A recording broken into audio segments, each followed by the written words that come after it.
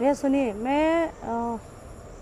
मैं गई थी लखनऊ से आ रही थी और रात को करीब 9:30 बज गया था। मुझे कुछ समझ में नहीं आ रहा था, मेरी तबीयत भी ख़राब सी लग रही थी, ऐसा लग रहा है कि मैं प्यास सी लगी है, मतलब दिक्कत महसूस हो रही थी, चक्कर से आ रहे थे, इसलिए हमें कुछ सूझा नहीं। हमने अध्यक्ष जी के पास कॉल किया और अध्यक्ष जी के पास हमने कॉल किया। अध्यक्ष जी से हमने कहा कि अध्यक्ष जी हमारी तबीयत ख़राब लग रही है, हम यहाँ स्टेशन पे फंसे पड़े हुए हैं, हमको प्लीज़ या तो कहीं रुकने का थोड़ी देर रुकने का समय दे दीजिए और या तो हमें हमारे घर भिजवा दीजिए। तो अध्यक्ष जी बहुत व्यस्त थे, बोले कि अभी थोड़ी देर रुको, 10 मिनट के बाद मैं आता हूँ।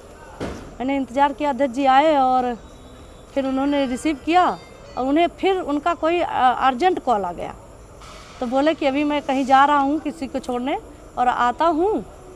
फिर अध्यक्ष जी हमको लेके गए कार्यालय पे, बोले कि तुम यहाँ थोड़ी देर ठहरो और मैं अभी आता हूँ। जैसे ही मैं जा रही थी, 2-3 सीढ़ी चढ़ी, चौथे सीढ़ी जैसे क्रॉस की, हमें ऐसा लगा कि मेरा हिल वाली सैंडल पहनी थी, मेरा पैर फिसला कि चक्कर सा आ गया। मैं ऐसे हाथ जैसे पीछे की कि सर जी पीछे खड़े थे, हमको थाम लिए और उन्होंने मुझे सहारा दिया। पैर फिसलने से अगर मेरा पैर भी टूट सकता था, मेरी और भी कहीं चोट आ सकती थी, सिर में चोट आ सकता था, बस यही बात है। और अध्यक्ष जी ने हमको कमरे तक छोड़ा और बोले आप तुम यहाँ अंदर रुको, मैं थोड़ी देर बाद अभी आता हूँ तो तुम्हें घर भिजवा देता हूँ किसी से।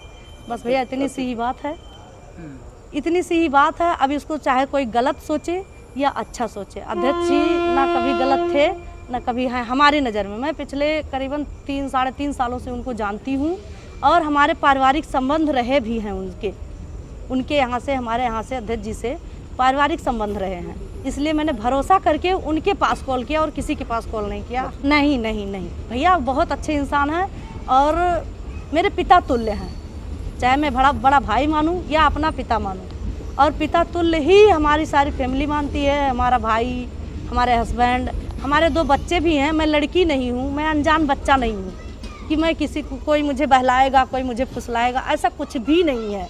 और जो सोच रहा है गलत सोच रहा है। इतने लोग अफवाह जो उड़ाए हैं मेरे खिलाफ, मैं कंप्लेन थाने में कर दी हूँ। अगर नहीं मानेंगे तो मैं मानहानि का दावा भी करूँगी, महिला आयोग जाऊँगी।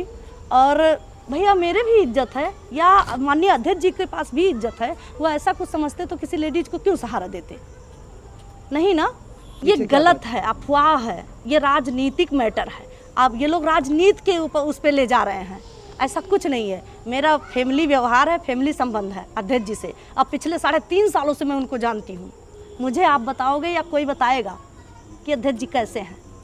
एक लोग का फ़ोन आया था कि बहन आपके साथ क्या हुआ है, कैसे हुआ है बताइए, हम आपका साथ देंगे। हमने कहा आप साथ देने वाले होते कौन हो जी? कुछ लोग फ़ोन कर रहे हैं, 1-2 लोग कह रहे हैं डरना मत, घबराना मत बहन, ऐसा मत होना। हमने कहा क्यों डरूंगी, क्यों घबराऊंगी? मैं बच्ची हूँ, मैं 2 बच्चे की माँ हूँ, मैं क्यों डरूंगी? मैं कार्य करता हूँ, ऐसी कोई घटना नहीं है। और अध्यक्ष जी को लेकर अगर बदनाम कर रहे हैं तो उनको मैं पिछले 3.5 सालों से जानती हूँ, उनके साथ मेरे मतलब पारिवारिक व्यवहार रहे हैं और उन पर मैं भरोसा करती हूँ, करती रहूँगी।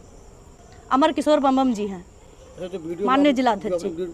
उसमें देखा कि उनको लोग परेशान कर रहे हैं, उनको राजनीतिक तौर से बात कर रहे हैं, उनको लोग गलत साबित करना चाह रहे हैं। उन लोगों के देखने का नज़रिया है ना, लेकिन वो लोग गलत नज़र से देख रहे हैं। ये हमारी भी इज्जत जा रही है, माननीय अध्यक्ष जी की भी इज्जत जा रही है।